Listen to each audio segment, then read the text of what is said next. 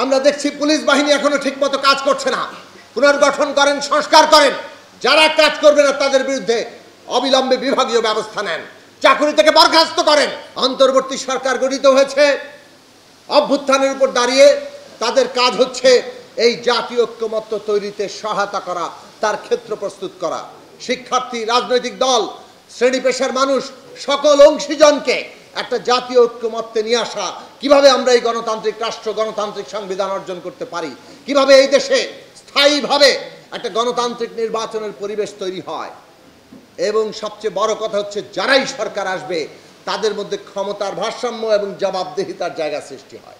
আমরা দেখতে পাচ্ছি পুরনো অনেক লক্ষণ এখনো তৈরি হয়ে আছে। গতকাল ঢাকা বিশ্ববিদ্যালয়ে যা হয়েছে, একজনকে পিটিয়ে হত্যা করা, জাহাঙ্গীরনগর বিশ্ববিদ্যালয়ে পিটিয়ে হত্যা করা, এ পর্যন্ত 6 জনকে এভাবে পিটিয়ে হত্যা করা হয়েছে। কোনোভাবে এটা গ্রহণ করা যাবে না। এই অন্তর্বর্তী সরকার ছাত্র জনতা, রাজনৈতিক দল সকলের সমর্থনের উপর দাঁড়িয়ে আছে। আপনাদেরকে এখানে ব্যবস্থা নিতে হবে।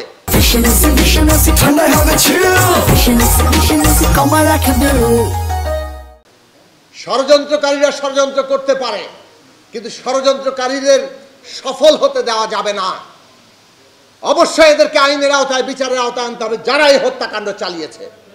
আগামীর বাংলাদেশ ফ্যাসিস্টরা যে পথে চালিয়েছে তার কোনো লক্ষণ আমরা দেখতে চাই না, এবং সেই বাংলাদেশে প্রতিষ্ঠার ক্ষেত্রে কোনো রকম শিথিলতা সেটাও আমরা দেখতে চাই না।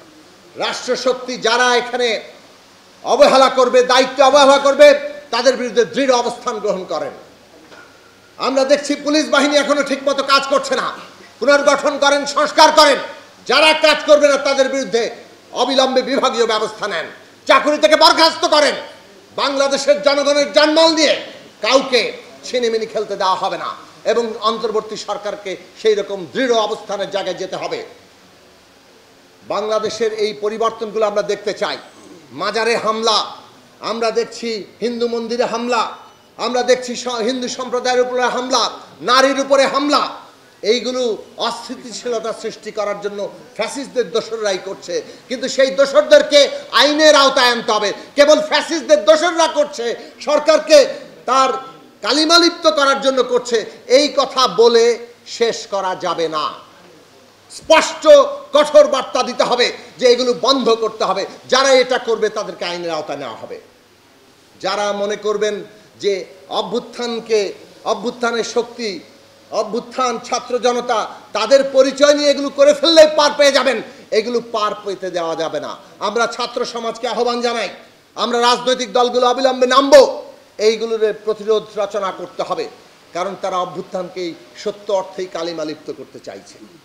আগামীর এই নতুন বাংলাদেশের যাত্রায় বাংলাদেশের মানুষ সত্যি অর্থেই একটা নতুন বন্দোবস্ত করবে, যেখানে ক্ষমতার ভারসাম্য এবং জবাবদিহিতা হবে মূল জায়গা, যেখানে আমরা এমন একটা বাংলাদেশে যেতে পারবো সকলকে মিলে আমরা উন্নতির দিকে যেতে পারবো।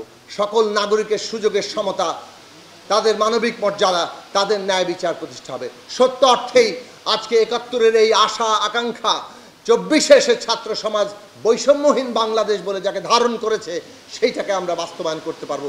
সেই পথে আপনারা ঐক্যবদ্ধ হবেন।